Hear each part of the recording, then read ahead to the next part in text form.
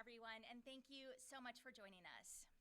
Almost a month ago, I stood in this very room detailing the dangers of the Arizona Supreme Court's decision to uphold the 1864 total abortion ban. In the weeks since, we've seen women and healthcare providers suffer from the chaos and confusion caused by this ruling. I've heard from doctors who were unsure if they would wind up in a jail cell for simply doing their job. Women who told me they didn't know if it was safe to start a family here in Arizona.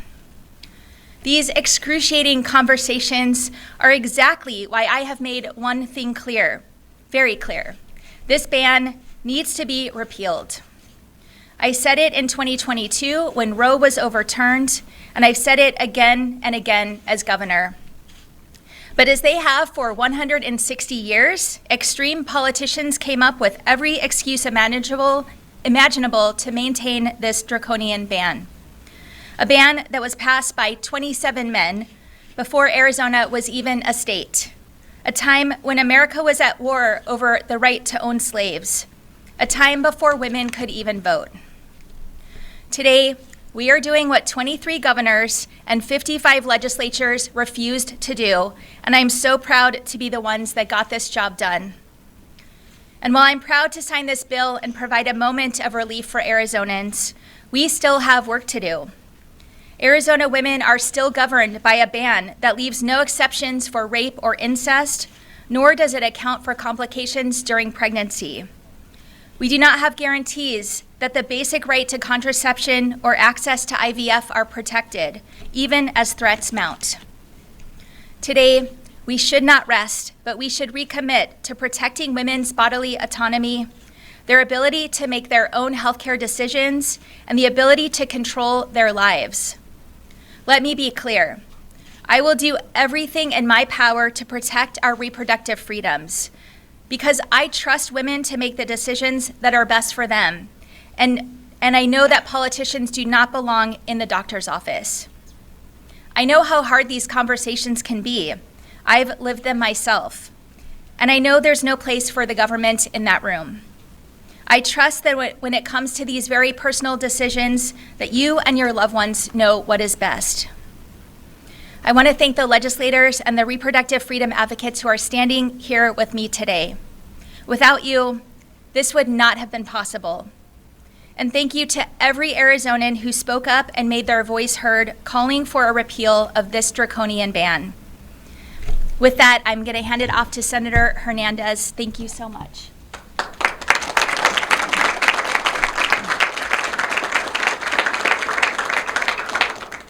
Thank you, Governor Hobbs, and thank you everyone for joining us.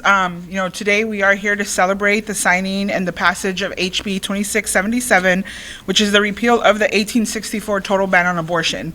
It is not the ban that was passed in 1977 by a Democratic governor. It was passed in 1864 before Arizona was a state. My heart is so full knowing that this moment was made possible by the community's work, advocates, giants in the movement, and we stand on their shoulders today because of the work that they laid before us.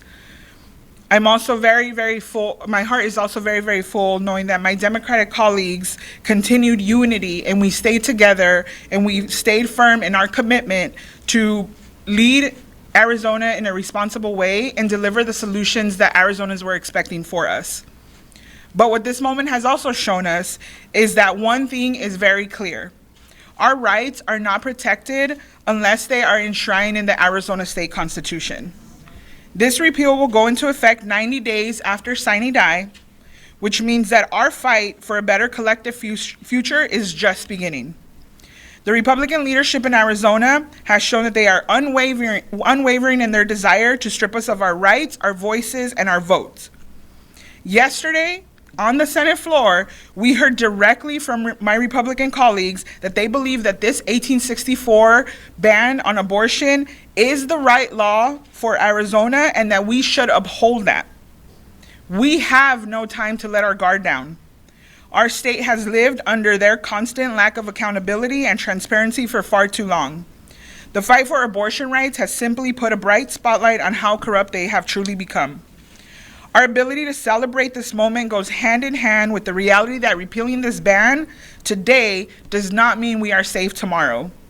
Tomorrow, we could see the majority party bring forward a motion that would cut the 15-week ban down to 9 weeks or even 6 weeks. Arizonans cannot trust this body to follow the will of the majority of Arizona voters. But I hope that the next generation of leaders that will be born out of this moment and out of this fight, the young people in this state that have seen the Trump-stacked U.S. Supreme Court and the Ducey-backed and stacked Arizona Supreme Court take this movement even further. Young people know that Republicans cannot be trusted to uphold our rights. They do not trust you to make the best decision for you and your family and with your medical provider. They have shown that time and time again. They do not trust you to make the best decision for you and your family. Us, the Democrats, are committed to protecting every Arizonan's right to decide what their future looks like. And we will continue to fight like hell to make sure that politicians and government stay out of those decisions. Thank you so much.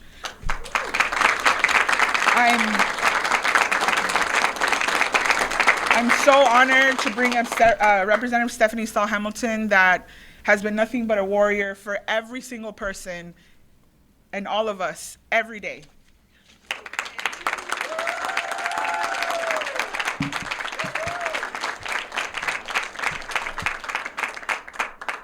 Thank you, Senator. Thank you, Governor. Thank you all for being here. This is a real moment. It's an historic moment. And it's a place and time where three moments all come together. It's a time where we are doing away with what is in the past that doesn't fit the present. And here we are in the present, looking forward to the future. The ways in which we need to continue to push and to move our state so that it meets the needs and the desires of the people of Arizona. I am grateful to have been just one person in these moments shepherding or trying to shepherd a bill through the legislative process.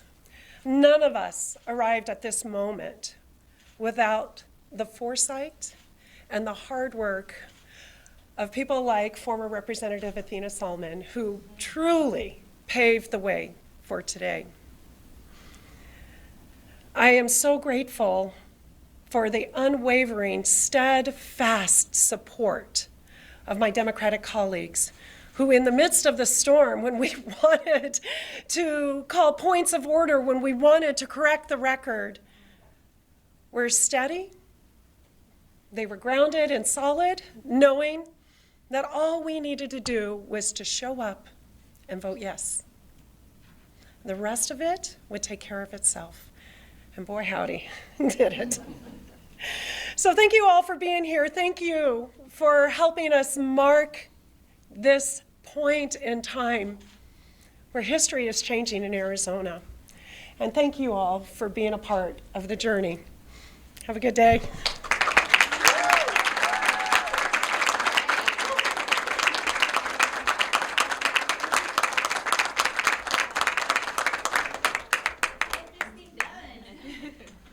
And also, this is not a ceremonial. This is like the actual bill.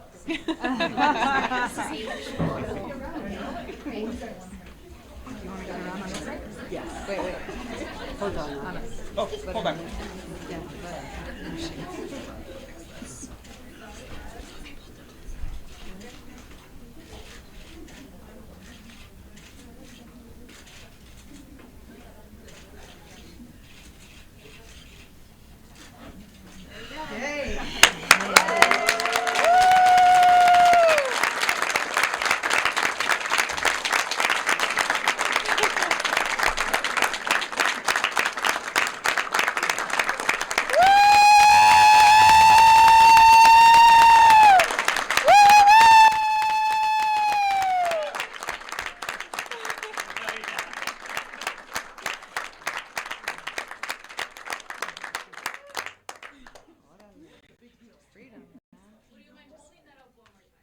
Yes.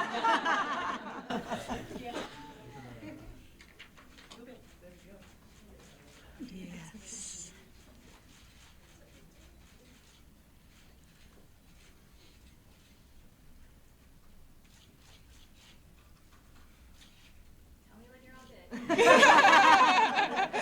White balance. Let's do that first page again.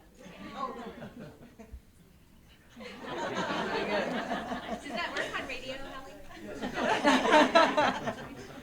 So, I assume this is question time? I want to go to the microphone. Oh, yeah, everyone take a step back. Here, I got you.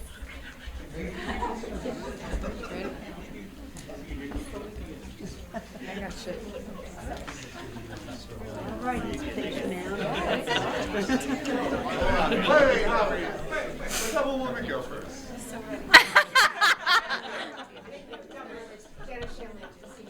Yeah. There's going to be a period of time before this takes effect, when the other law is already in effect, and that means there's going to be a near total abortion ban in this state for women. What would you say to them? Well, part of that is the reason that we set up reproductivehealth.az.gov to provide as much information as possible for Arizonans about what care is available, what care is legal, where they can get that care. But it's also why I'm going to fight as hard as I can to make sure that this ban never goes into effect. Yesterday, Planned Parenthood filed a motion with the Supreme Court to continue to stay, or some other legal word that's probably not the correct one, but to make sure that this ban doesn't go into effect, because the level of chaos and confusion that will occur from multiple bans at different times, and just we know how terrible this ban will be, and so we're going to do everything possible to make sure it doesn't go into effect. All right, Howie.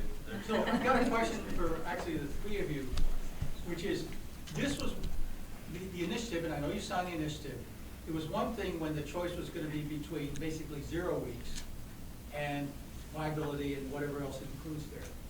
If we have a 15-week law, there are a number of Arizonans who believe 15 weeks is appropriate. In fact, 95% of all abortions are performed within the first 15 weeks.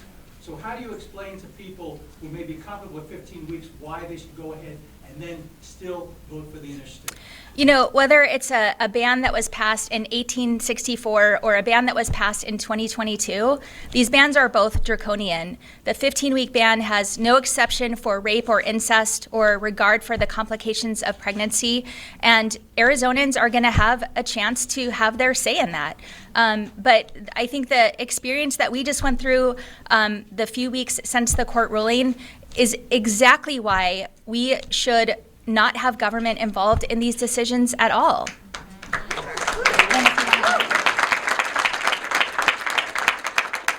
Yeah, Howie, I mean, I think I've said this before. I know I have, that these are arbitrary numbers. Picking a 15-week or a 6-week, that's all arbitrary. You cannot dictate and you cannot pinpoint when a complication in pregnancy is going to happen.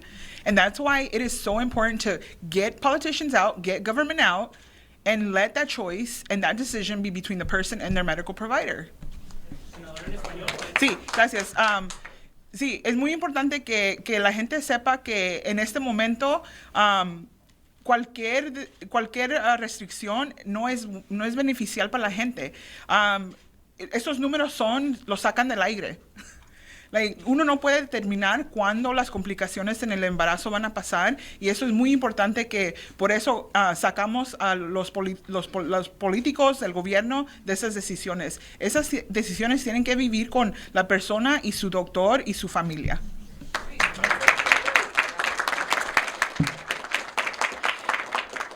I think if we're looking at timelines, and clearly today I'm focused on timelines, we've never left the point of being under a 15-week ban. That's when the Citizens Initiative was crafted and started, was under the law that was made in 2022. The returning back or moving backwards to 1864 has not happened yet. We are still, so I think people need to realize that when signatures when the signature process started, we're under the law, we're still under. Our action to repeal this 1864 ban was to keep us from going backwards, to keep us from stepping into the past. And the thing of it is, an attack on freedom is simply that. It's an attack on freedom. Reproductive health care needs to be made available to all patients at all time without the fear of criminalization. And that is why we need to get this enshrined in our Constitution.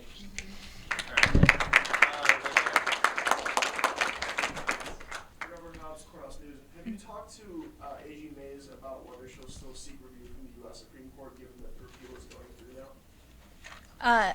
I did not even know that was on the table. I'm sure my legal team has spoken with her. I have not. This passed because of the support of 5 Republicans. Do you see this as kind of an unlikely bipartisan issue at this point, just because of the way this has played out? Let me say that across the state, abortion is a bipartisan issue, and that regardless of party, ethnicity, Arizonans support access to abortion. For these Republicans who did the right thing in this situation, 2 of them voted for the 2022 ban that explicitly contained the trigger clause that triggered this 1864 ban. So this is nothing more than political opportunism. One of the Republicans in the House has sponsored numerous fetal personhood bills that would have the effect of opening us up to an Alabama-style court ruling that would ban IVF in Arizona. This is nothing but political opportunism on their part. Hi. Hi. Hi, Governor. Could you just mention who all the folks behind you are and why they were chosen to? Left to right, please. So Why are they here with you? most of these folks are the Democratic legislators who led on this issue and fought to overturn this ban. And then several of them are they represent reproductive health organizations that are working on the ballot measure. And also not just the ballot measure, but this entire fight. Other, right there. What do you make of Senate Republicans announcing plans to put the Secure the Border Act on the ballot? Do you feel like that is at all retaliation for the abortion repeal or abortion measure on the ballot? I think this is them not being focused on the issues that matter or real solutions to the issues that we're facing. Certainly, the border is a critical issue, which is why I've been working from day one to work with communities on the border about what we can do to help solve the issues they're facing because of the federal government's failure on this issue. I understand the frustration that leads to legislation like this, but this is the same bill that they sent to me and I vetoed, and it's not going to solve the problem. In fact, many of law enforcement in those communities were not supportive of this legislation.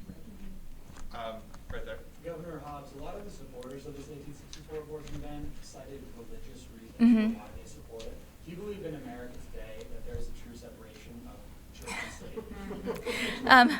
That's a loaded question, and I'm going to pass on that one. I think that regardless of where you're at with church and state, people are entitled to their own religious beliefs, and that does not entitle them to force those on other people when it comes to their own bodily autonomy and personal health care decisions. Right there. Can't see you. Sorry.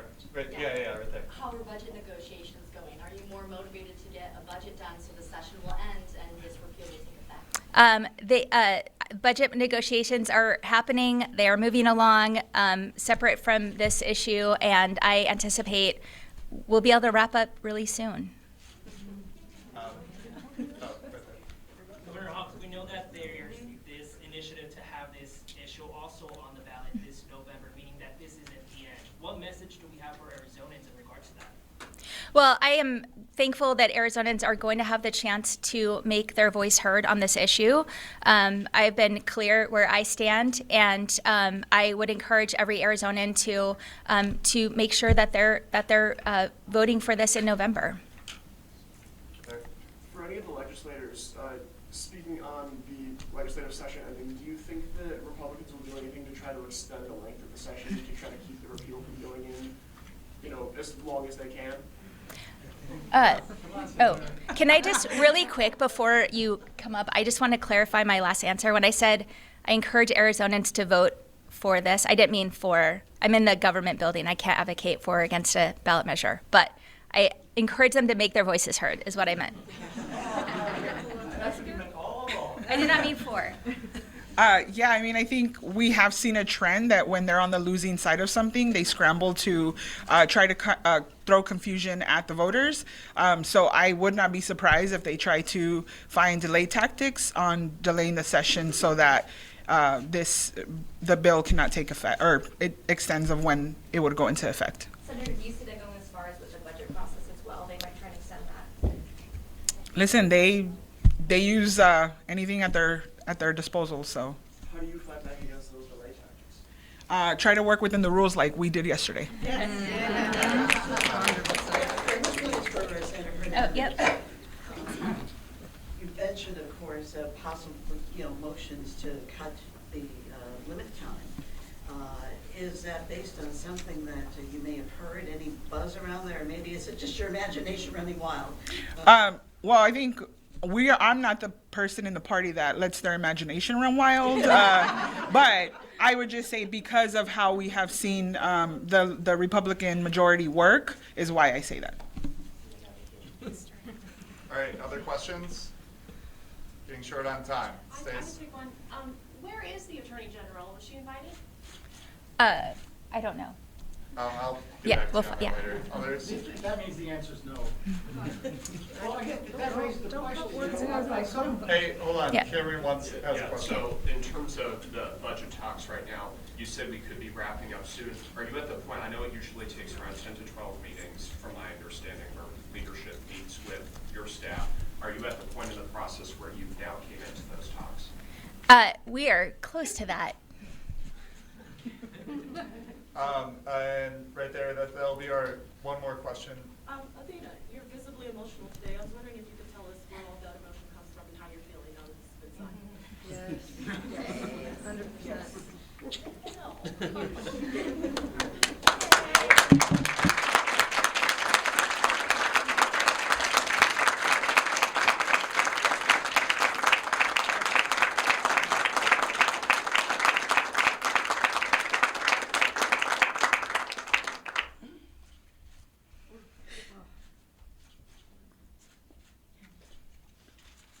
Make sure y'all use good photos of me, please. I'm sorry I did not come prepared to speak today. When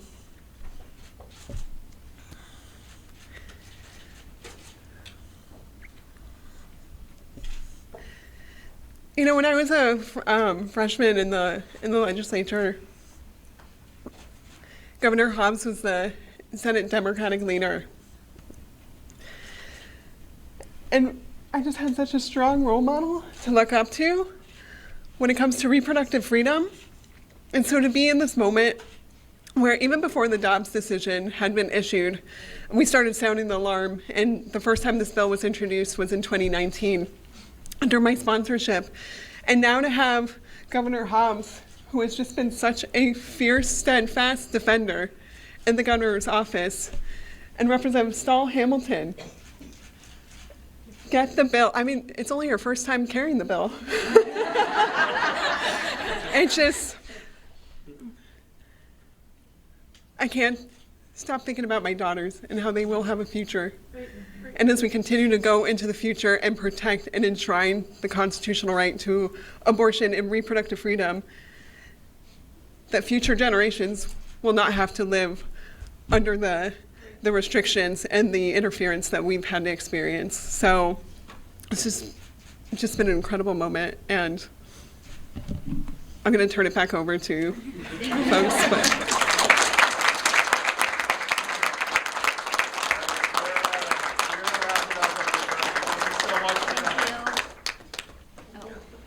Okay. I don't know if you want help. I guess I'll